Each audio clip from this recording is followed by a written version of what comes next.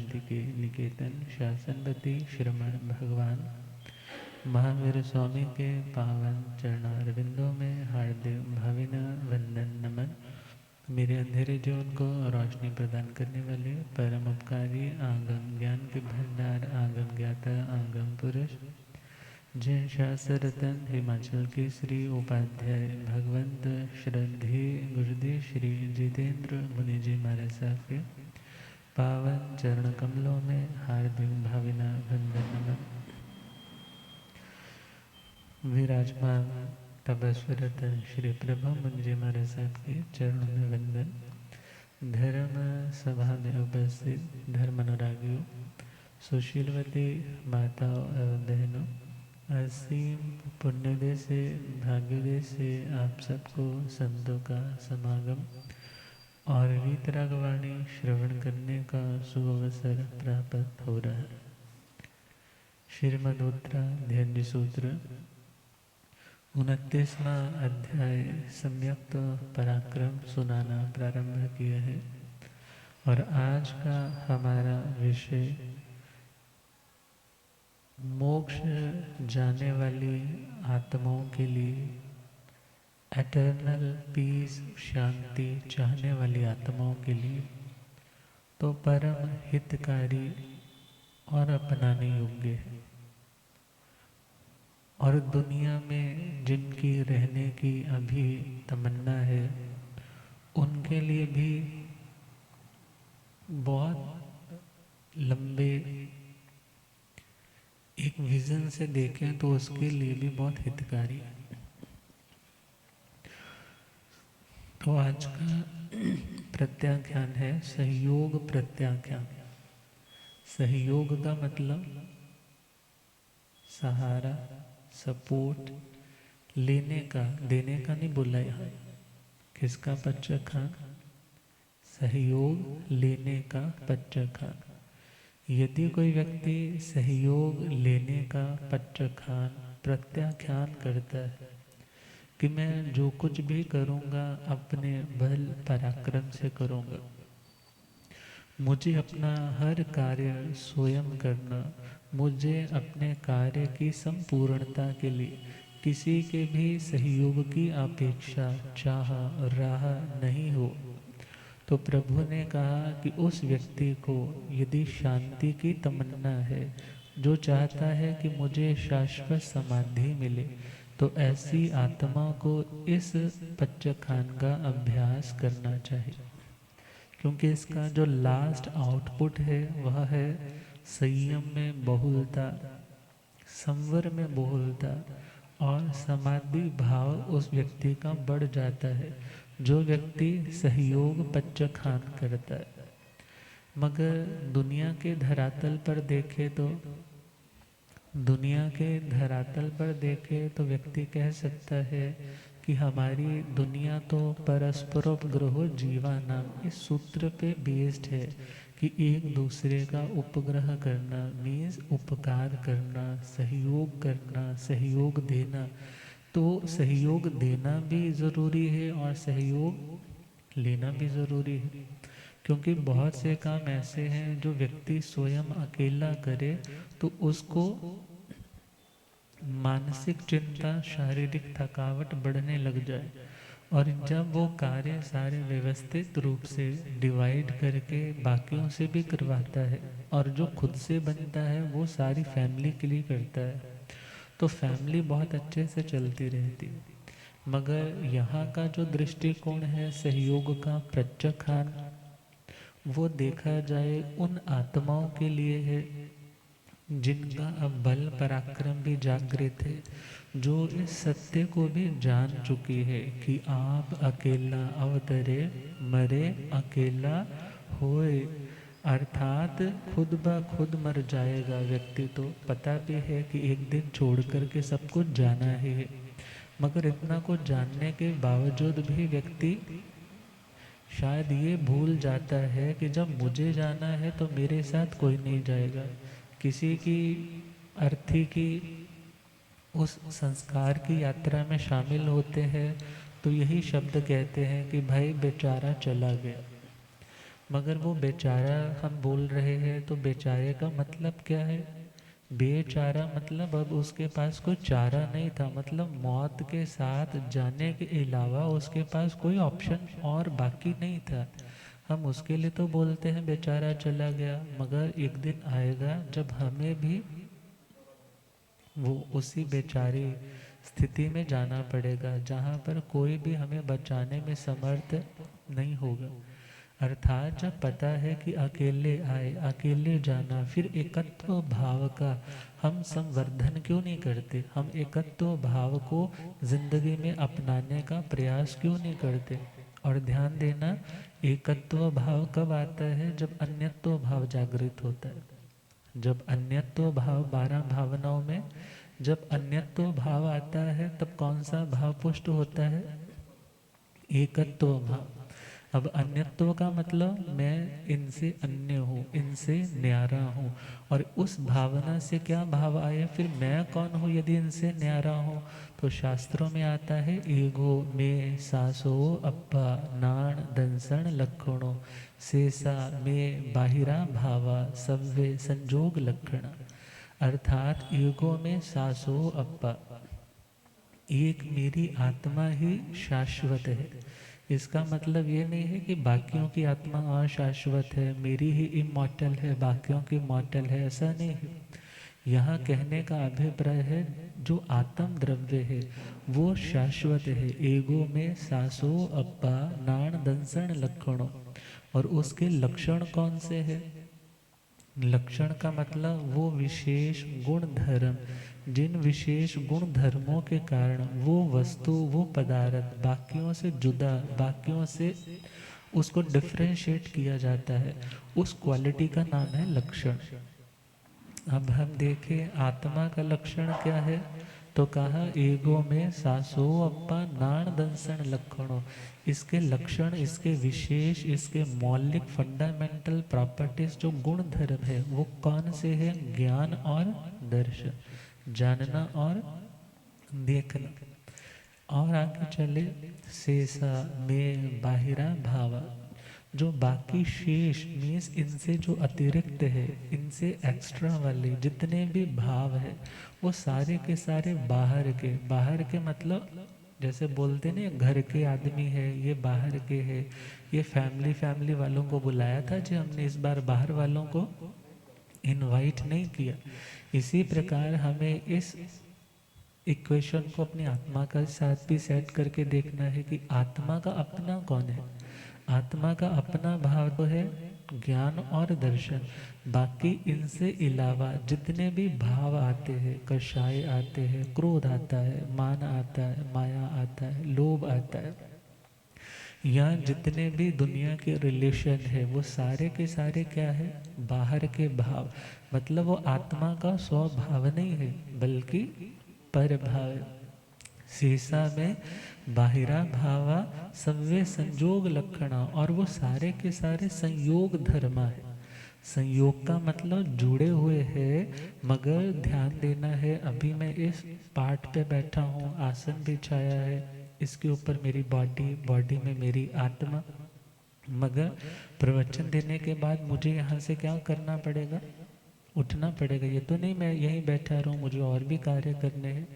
अब इसका मतलब हुआ जो संयोग बॉडी का और इस आसन या पाठ का जो रिलेशन, जो संयोग हुआ, ये शाश्वत नहीं है।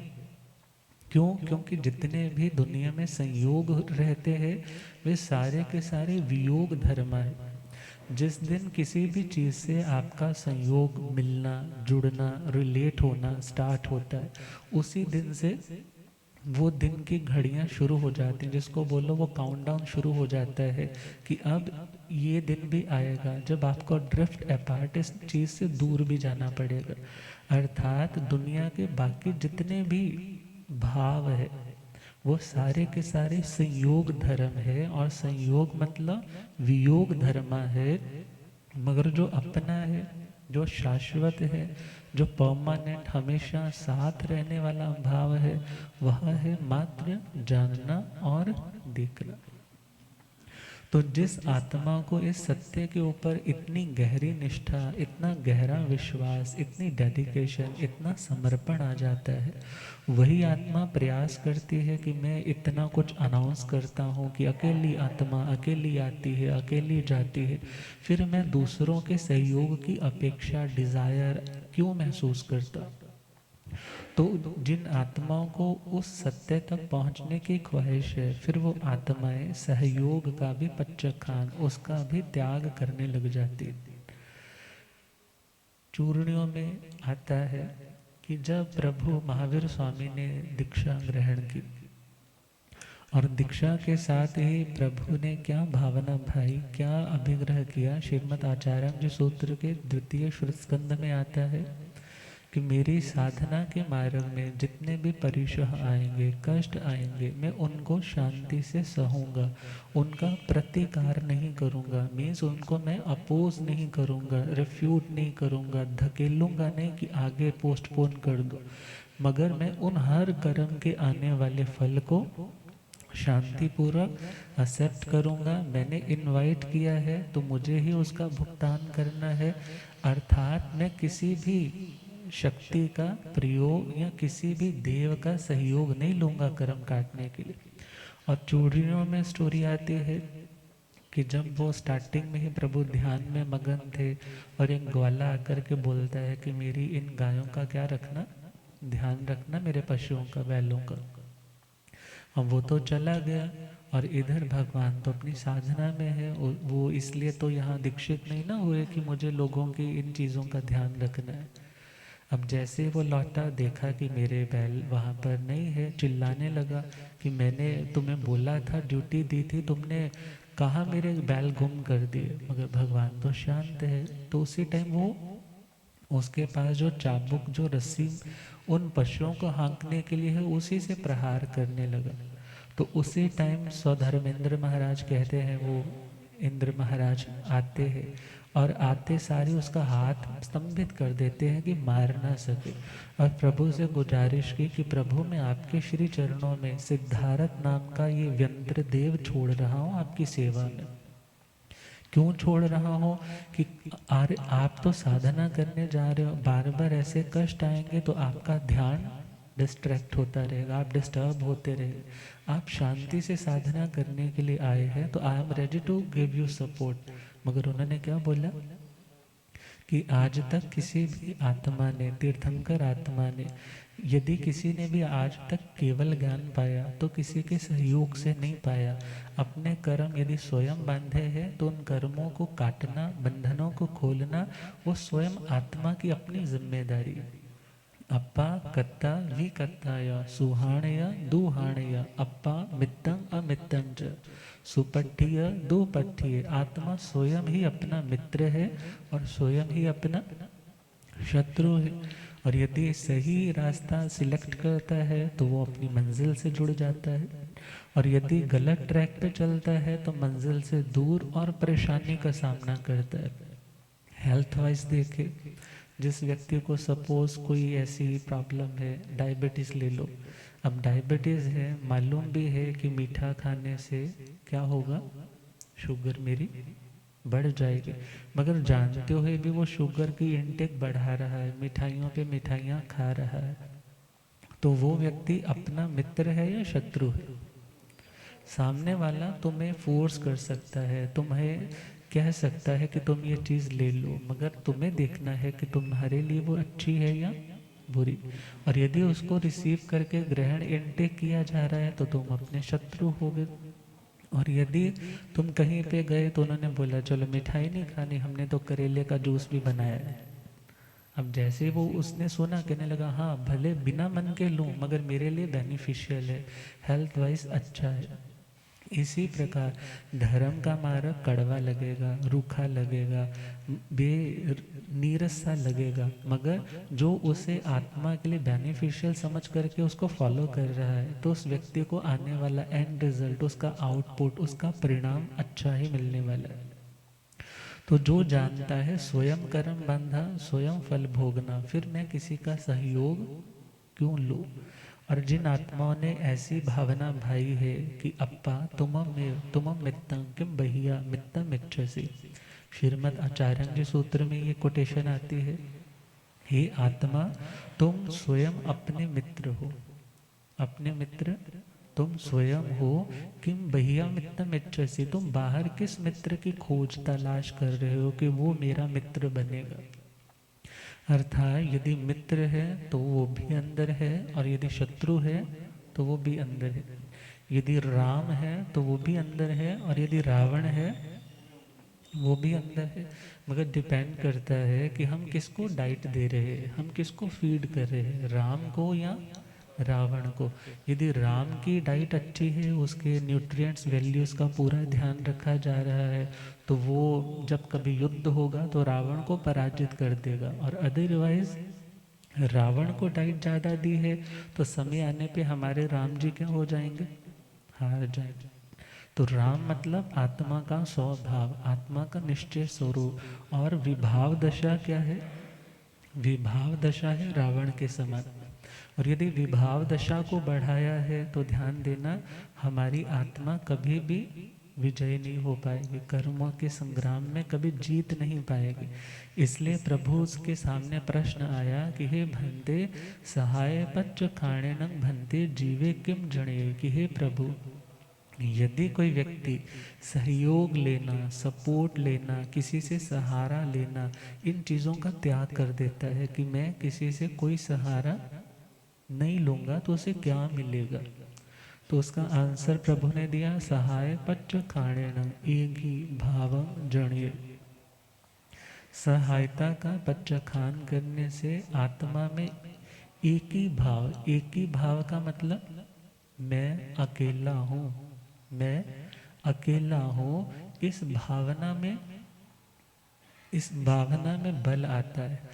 अर्थात जब तक हम ये सोच कर के बैठते हैं वो मेरा वो मेरा वो मेरा, तो तब तक व्यक्ति का एकत्व भाव पुष्ट नहीं हो पाता।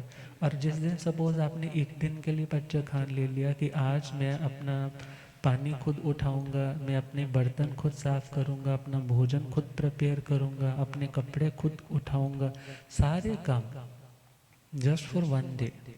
और आपने देखना है कि इतना कुछ करने में आपको एहसास होगा कि तुम कितने डिपेंडेंट हो चुके हो, तुम कितने ज़्यादा दूसरे पे आश्रित हो चुके हो। और उस आश्रितपन के कारण तुम्हें अपनी ऊर्जा का, अपनी शक्ति का ना अनुमान हो पाता है और ना आत्मविश्वास आ पाता है। तो प्रभु से पूछा कि प्रभु सहायता का पच्चखान करने से क्या होगा। तो प्रभु ने कहा उसमें एकत्व भाव। कौन सा भाव, एकत्व भाव बढ़ने लग जाएगा।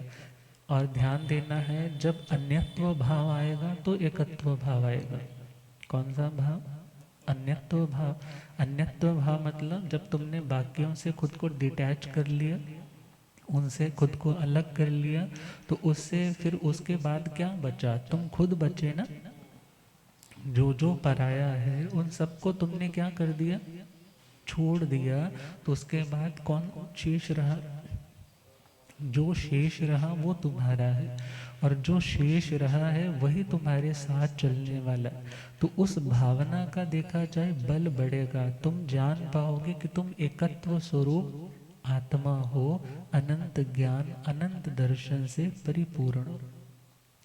मगर दुनिया में अक्सर देखते हैं कि बहुत बार सेवा करवाने वाला सेवा करवाना नहीं चाहता, मगर लाचार इतना हो चुका है, डिपेंडेंट इतना हो चुका है कि चाह कर के भी वो व्यक्ति सेवा से मना नहीं कर पाता। मगर ध्यान देना है कि जब तक व्यक्ति तंदुरुस्त है, जब तक फिट एंड फाइन है, तब इन चीज़ों का अभ्यास करके वो अनुभव ले सकता है कि यदि मैं किसी के सहयोग की अपेक्षा का त्याग करूँगा तो मुझे क्या मिल रहा है। तो प्रभु ने कहा, एगी भाव भूए अय जीवे ए गंगं भावे माणे, अप सद्धे अप झंझे अप कसाए अप कलहे अप तुमम तुम्हें संजम बहुले संवर बहुले समाहिए यावी भवई। जब आत्मा ने बाकी जो बाहर के सहारे हैं उन सब से खुद को समेटते हुए अपनी आत्मा के आलंबन पे आने का अभ्यास किया। अभी तक तो वो सहारा बाहर ढूंढता था, अब उसे क्या भावना पैदा हुई कि जो शक्ति है वो मेरे पास है, जो मेरा काम है वो मुझे स्वयं करना है। इसको सिंपल समझे तो दुनिया में कोई तप भी करता है तो क्या सोचता है कि मुझे तो ना उनका सहारा है, मैंने तो उन इस इष्ट देवी देवता का सहयोग लेकर के तप किया है। तो गुरुदेव अक्सर कहा करते हैं, फिर तुम्हारा जोर क्या लगा, फिर तुम्हारा जोर क्या लगा यदि तुमने उन्हीं के सहयोग से ये सब कुछ किया। मगर यदि इस भावना से है कि हे प्रभु या हे जो सम्यक दृष्टि देवी देवता, मुझे मात्र आपका इस बात में सहयोग चाहिए कि मेरा मन डावाडोल ना हो, मेरा मन डावाडोल ना हो, मैं अपने सम्यक दृष्टि पने के मार्ग से विचलित ना हो, बस मेरे को उसके अलार्म्स देते रहना, उन चीज़ों से मुझे रोकते रहना, अदरवाइज मुझे और कोई सहारा नहीं चाहिए। तो ध्यान देना है, जब वो व्यक्ति एक ही भाव से अभिभूत उससे युक्त हो जाता है तो उसमें एकाग्रता बढ़ती है। क्या बढ़ती है? और यदि व्यक्ति डिपेंडेंट है तो उसमें एकाग्रता नहीं रहती। ध्यान दो, जो आपने काम सपोज खुद कर सकते थे मगर तुमने वो ड्यूटीज दे रखी, घर में चले जाओ ना, बर्तन वाली की, काम वाली की वेट होती है, आज आई नहीं, 10 मिनट भी ऊपर हो गए हैं तो मन में संकल्प विकल्प उधेड़ बुन चलने लग जाता है। पता नहीं आज छुट्टी ना कर जाए, पता नहीं उसके घर में कुछ हो ना गया हो, पता नहीं वो आएगी या नहीं आएगी, बर्तन भी आज ज़्यादा है, मुझे तो प्रवचन में भी जाना है, मुझे तो दोपहर को ये काम भी करना है। मीन्स मन में एकाग्रता, स्टेबिलिटी नहीं रहती। क्या हो गया? मन अनस्टेबल हो गया। दुकान का भी है, पता नहीं लड़के ने दुकान खोली होगी नहीं खोली होगी। अब जब डिपेंडेंट है तो उस व्यक्ति का मन एकाग्र। अब बहू रानी सपोज करो उठती लेट है, सासू माँ कहती है नहीं मेरे को तो 6 बजे सब कुछ रेडी चाहिए, पता नहीं तुमने तो टाइम पे उठना नहीं है, संत मेरे घर से वापस लौट गए तो मेरा जी बहुत दुखेगा।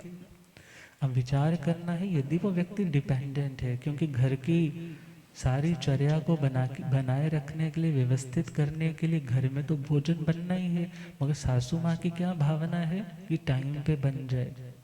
अब यदि वो उठ नहीं रही, तुम डिपेंडेंट हो चुके हो, तो ऐसे टाइम में तुम क्या होगे? परेशान। क्या होगे? परेशान। और ऐसी कंडीशन में यदि तुम वो काम, वो जिम्मेदारी खुद अपने हाथों में लेते हो तो तुम्हें डिस्टर्ब होने की ज़रूरत, डिस्टर्बेंस क्यों हुई? क्योंकि वो काम तुमने किसी और को सौंप रखा है।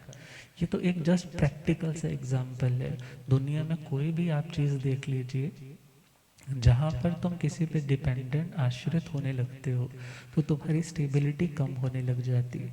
और स्टेबल रहना है तो उसके लिए वो काम, कपड़े नहीं लेकर के आई वो काम वाली अभी तक ऊपर से, यदि वो तुम थोड़ा सा खुद चले जाते तो योगा या दूसरे एक्सरसाइज करने के लिए जिम में ट्रेनर के पास नहीं जाना पड़ता। अब डिपेंडेंट हो गए, उस डिपेंडेंसी के कारण मन भी अनस्टेबल है, और मन अशांत है तो किसी चीज़ में तरीके से मन नहीं लगता।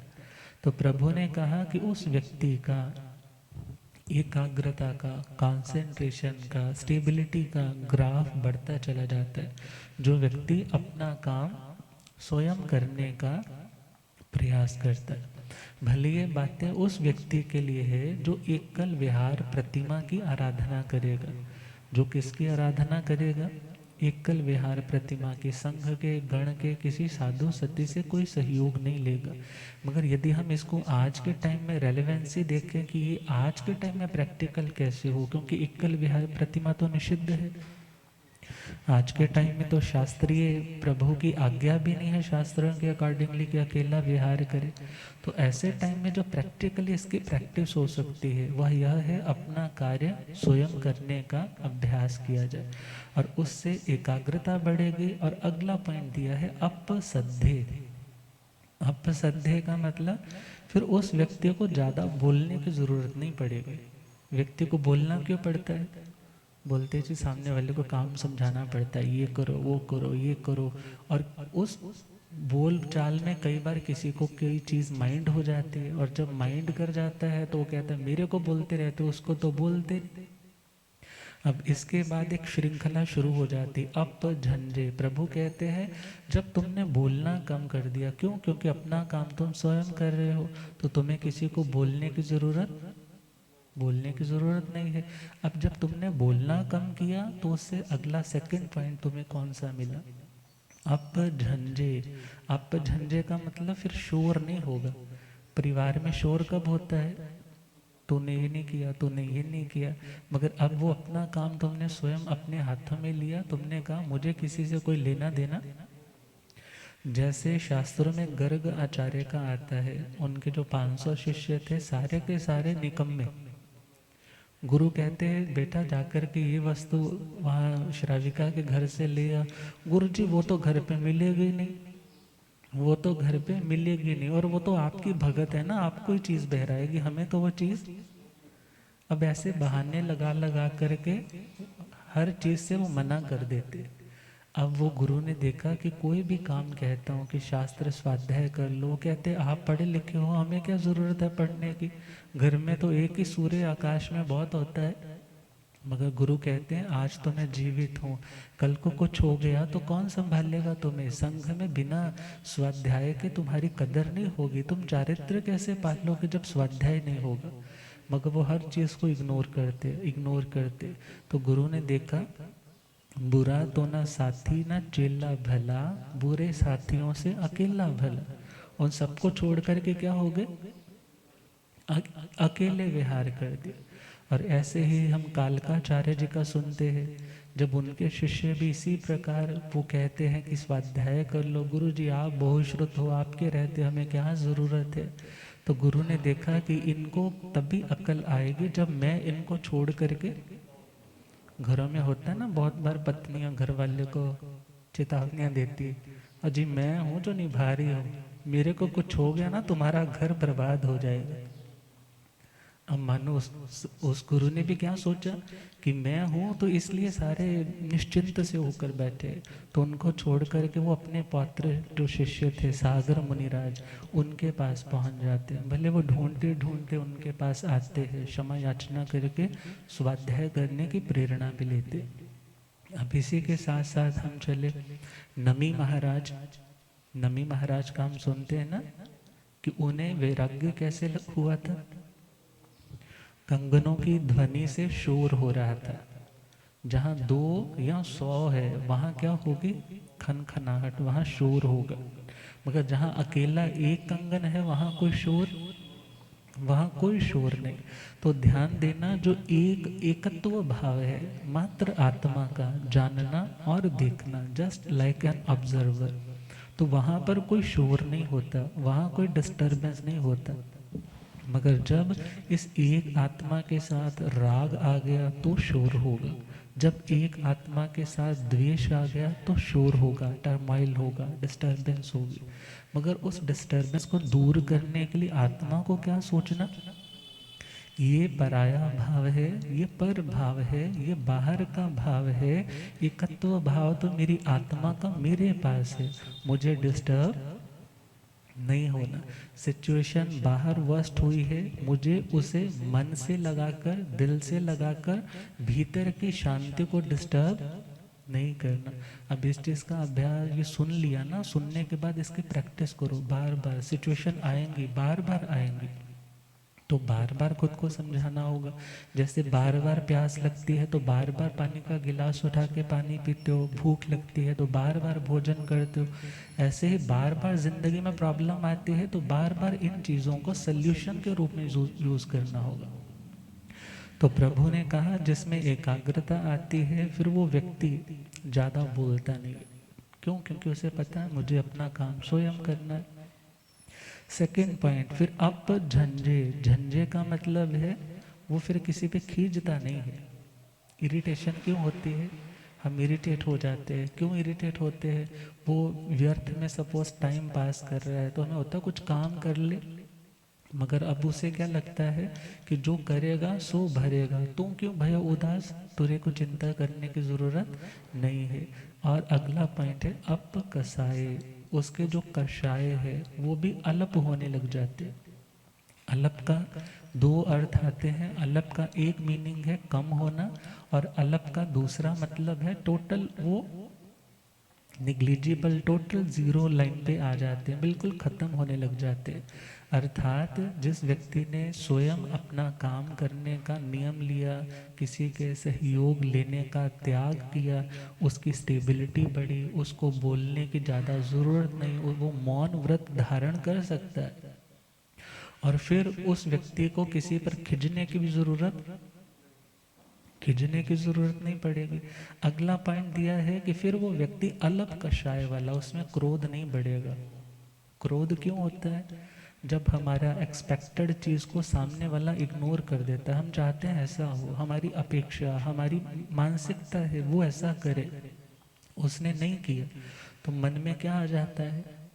क्रोध आ जाता है, असहनशीलता आ जाती। मगर अब असहनशीलता क्यों नहीं आएगी, क्रोध क्यों नहीं आएगा? क्योंकि हमें किसी से कोई अपेक्षा ही नहीं है। और जब अपेक्षाएं होती है, सपोज 10 लोग तुम्हारी सेवा में खड़े रहते हैं, तो उससे अभिमान भी आ सकता है। देखो मैं कितना पुण्यवान हूँ, मेरे को तो सब लोग कितनी एवेल्युएट करते हैं, मेरी सारी कितनी केयर करते हैं।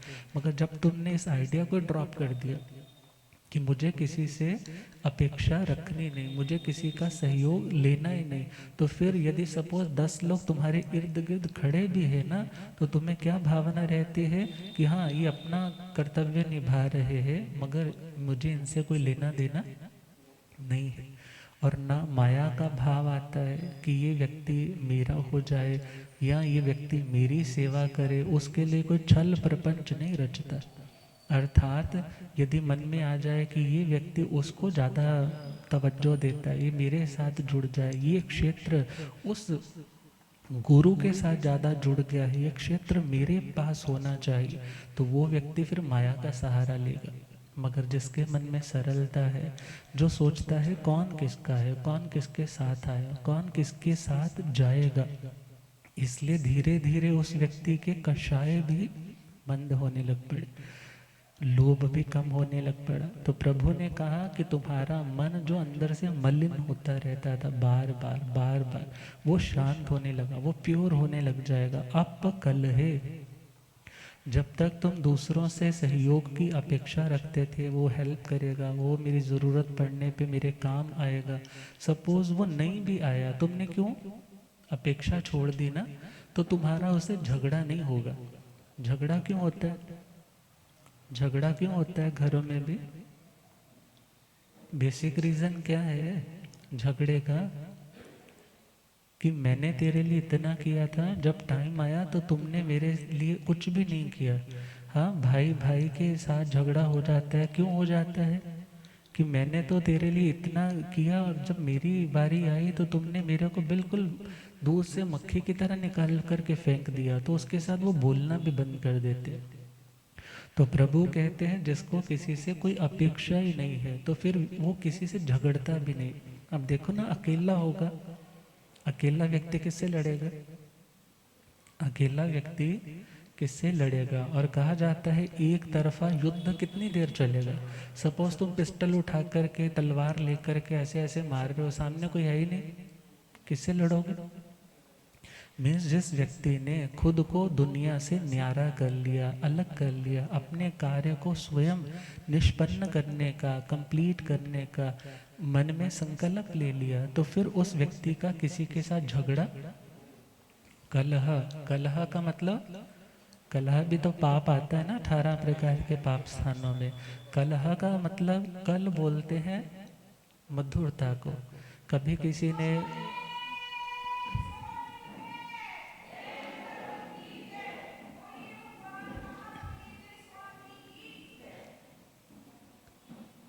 कभी कभी आप लोगों ने पहाड़ों में झरने के किनारे बैठ करके वो पानी की बहती हुई ध्वनि सुनी होगी, कल कल कल कल कल, वो कितनी मधुर होती है, कितनी स्वीट उसकी सिम्फनी है।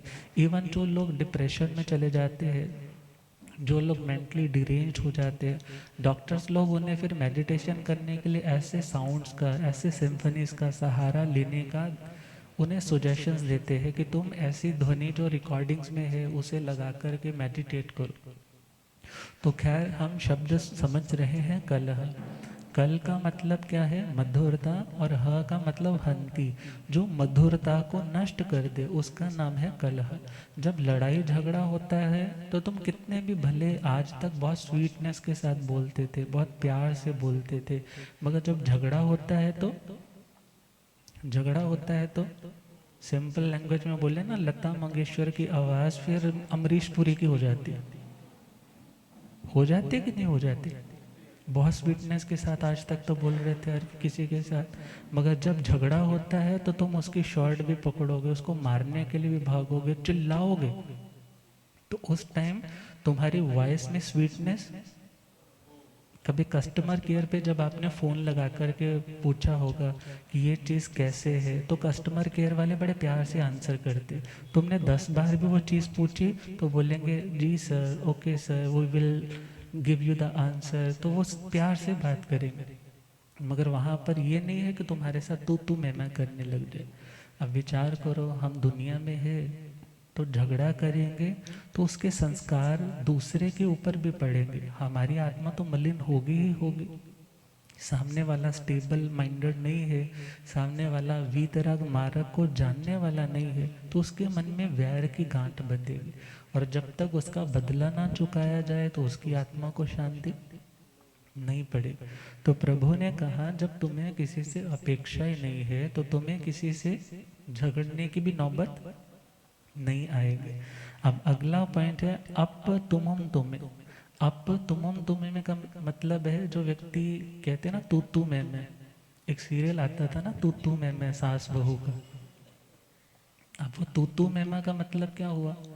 ये तूने किया, ये सारी प्रॉब्लम आई तेरे कारण है, तू ही ऐसा करती है, तेरे तू जब से कुलक्षणी घर में आई है ना, सारे घर के काम उल्टे हो गए हैं। अब ये चीजें क्या है? हर चीज में ताना, हर चीज में उपालंब, हर चीज में शिकायत कि तेरे कारण हुआ। इसका नाम क्या है? तुम्हार। अब प्रभु कहते हैं, जब तुम्हें किसी से अपेक्षा ही नहीं है, जब तुमने दूसरों से सहयोग लेना ही क्या कर दिया? बंद कर दिया, तो फिर तुम किसी को अपनी जिंदगी में आने वाली प्रॉब्लम के लिए उत्तरदायी, उस व्यक्ति को क्वेश्चन मार्क नहीं करोगे तेरे कारण ऐसा हुआ। वो व्यक्ति क्या सोचता है, जो मैं कर रहा हूँ अपने लिए कर रहा हूँ, ठीक चल रहा है, तो मेरे को किसी से झगड़ने की ज़रूरत नहीं है। और प्रभु कहते हैं, जो व्यक्ति इस तरह से चलता है तो उस आत्मा का संयम बढ़ता है। क्या बढ़ता है? आपकी लैंग्वेज में बोले सेल्फ कंट्रोल बढ़ेगा, जुबान पे भी कंट्रोल आ गया, सोचने पे भी कंट्रोल आ गया, कुछ करने में भी कंट्रोल आ गया। बुरा करोगे नहीं, बुरा बोलोगे नहीं, बुरा सोचोगे नहीं। क्यों? क्योंकि तुमने आज क्या व्रत ले रखा है कि मुझे किसी से कोई सपोर्ट नहीं लेनी, मुझे किसी से कोई एक्सपेक्टेशन नहीं रखनी। और उससे यदि एक साधक आत्मा है तो उसका संयम बढ़ेगा। संयम का मतलब व्यक्ति चल रहा है मगर गलत डायरेक्शन आ गई, या सपोज करो गाड़ी चला रहा था, आगे खाई आ गई, तो उस टाइम क्या करता है? ब्रेक को लगाता है, कदमों को रोक लेता है। उस रुकने का नाम है संयम। उस रुकने का नाम क्या है? संयम। गुरुदेव पधारे। हो रब मेरा सतगुरु बन के आया मैनू, हो रब मेरा सतगुरु बन के आया।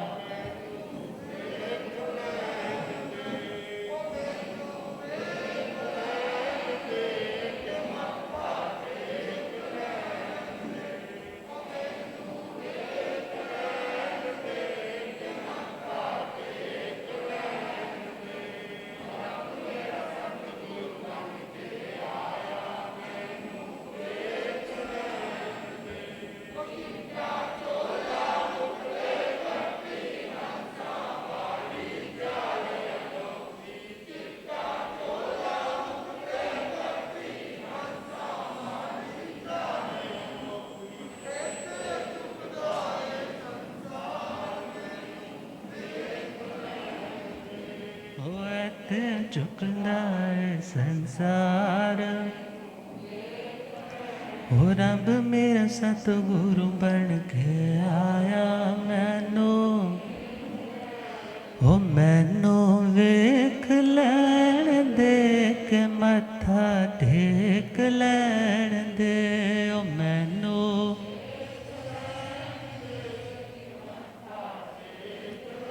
हो रब मेरा सतगुरु बन के आया मैनू,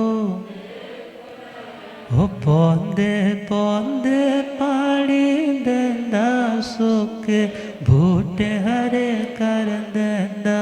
पौंदे पौंदे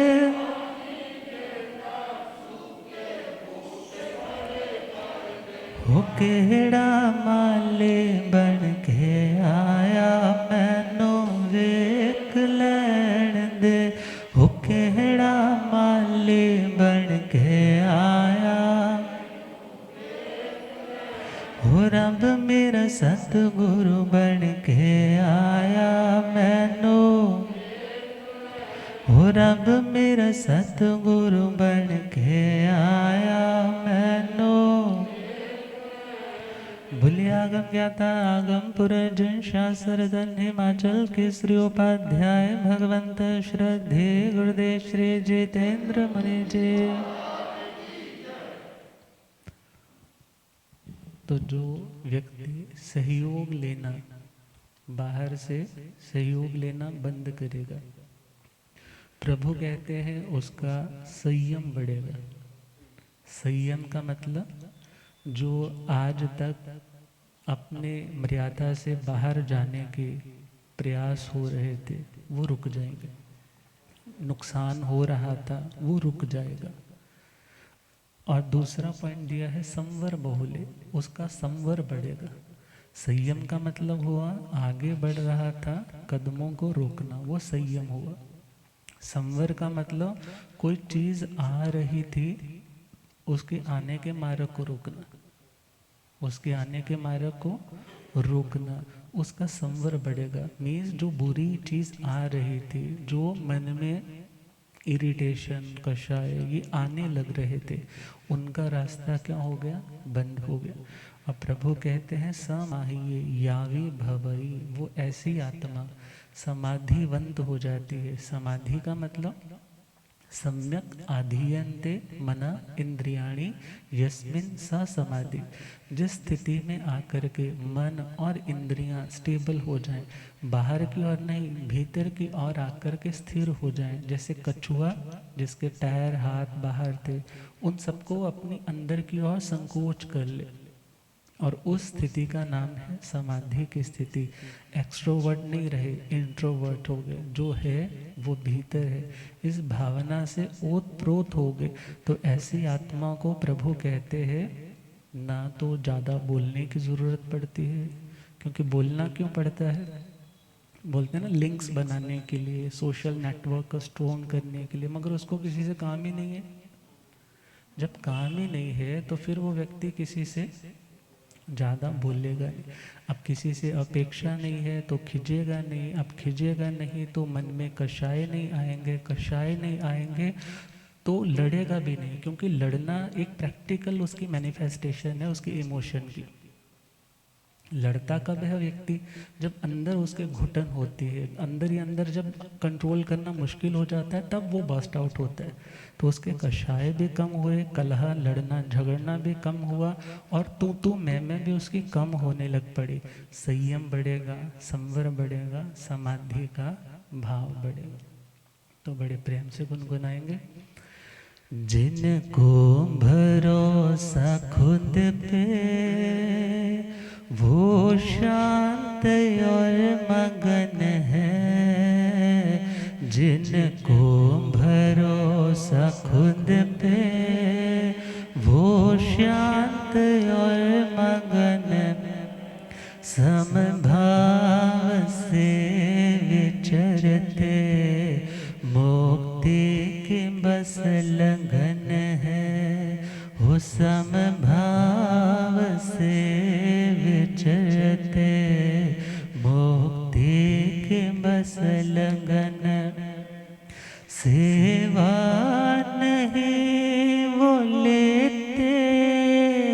उपलम्भ भी न देते, एकत्व भावना का अमृत सदा वो पीते, अमृत सदा वो पीते। नहीं रंग और घृणा के, नहीं रंग और घृणा, जलती कभी अगन है, समभाव से विचरते, मुक्ति के बस लगन है, हो समभाव से विचरते, मुक्ति के बस। अब जब किसी से काम नहीं तो उस व्यक्ति को ज़्यादा एग्जैजरेट करके, ज़्यादा मक्खन मलाई लगा करके बात करने की भी ज़रूरत नहीं पड़ती। हो नहीं काम जब किसी से, फिर बोल क्यों किसी से, आवेश और कषाय आवे न फिर किसी पे, आवे न फिर किसी। शिकायतें न रहती,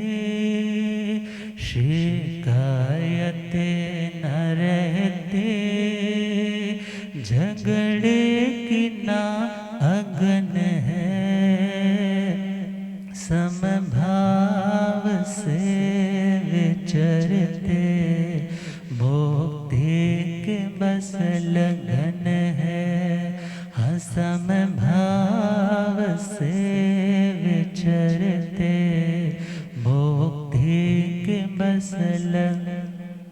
संयम की साधना में प्रभास उनके खिलते, हर हाल में समाधि उनको सदा ही मिलते, उनको सदा ही। संयम की साधना में प्रभास उनके खिलते, हर हाल में समाधि उनको सदा है मिलते, उनको सदा है। आश्रव कर्म का रुकता, आश्रव कर्म का सच्ची जिन्हें लगन है, समभाव से विचरते, मुक्ति के बस लगन है, हो समभाव से विचरते, मुक्ति के बस। जिनको भरोसा खुद पे, जिनको भरोसा, वो शांत और मगन है, समभाव से विचरते, मुक्ति के बस लगन है, हो समभाव से विचरते, मुक्ति के बस लगन है। तो आज का टॉपिक सहाय बच्चे खान कंप्लीटेड। अब अगला कल आएगा भक्त बच्चे खान का, तो उसको यथा समय सुनाएंगे। आप गुरुदेव कृपा